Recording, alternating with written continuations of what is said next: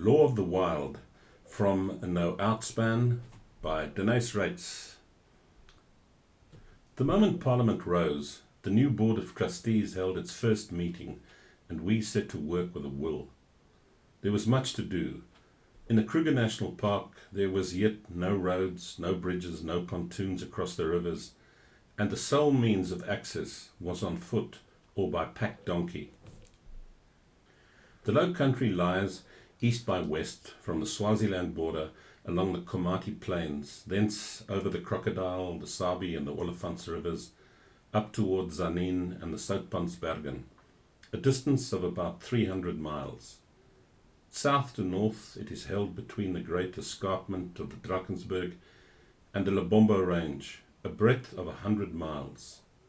This great area was still little known, and a larger portion of it lay inside what had now been proclaimed as the Kruger National Park.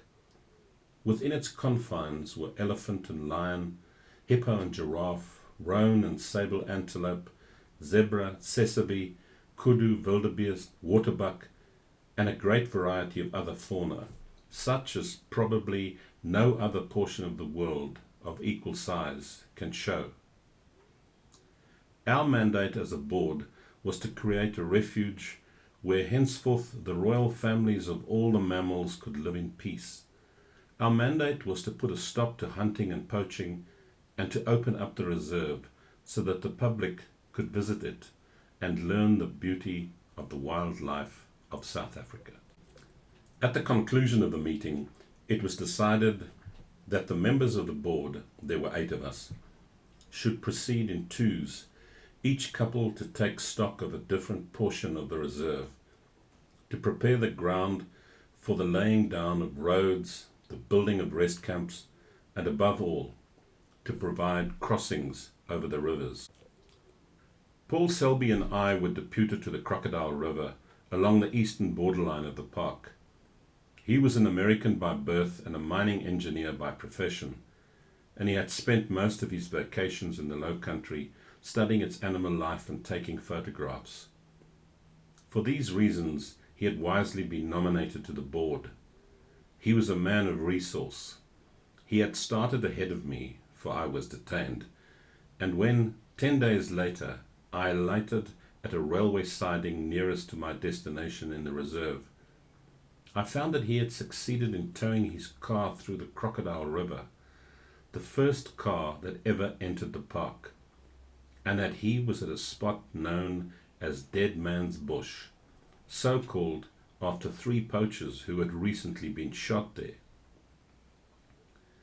He had discovered a suitable spot at which to place a pontoon, and already he had made blueprints for its construction and had mapped out a road to the Sabi River, on which a gang of workers were hewing down trees and blazing the trail.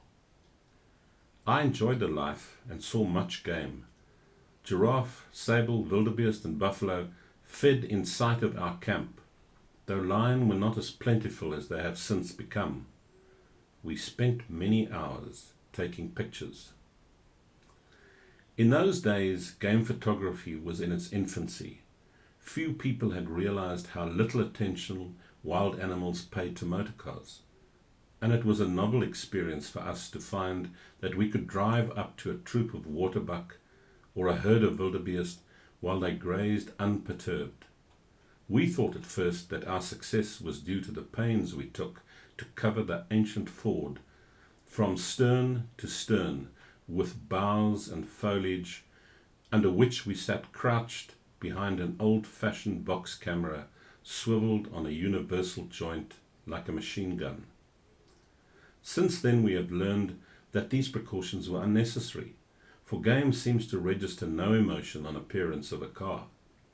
But at the time we went to great trouble to camouflage our vehicle, and we rattled and jolted over ant-heaps and fallen logs, and thought we were being very clever when we maneuvered ourselves near enough to take a shot. At present, every second tourist in the park takes photographs of lion and other animals from his car with a pocket Kodak, but Selby was the pioneer. His studies received wide notice, and I basked vicariously for having helped him.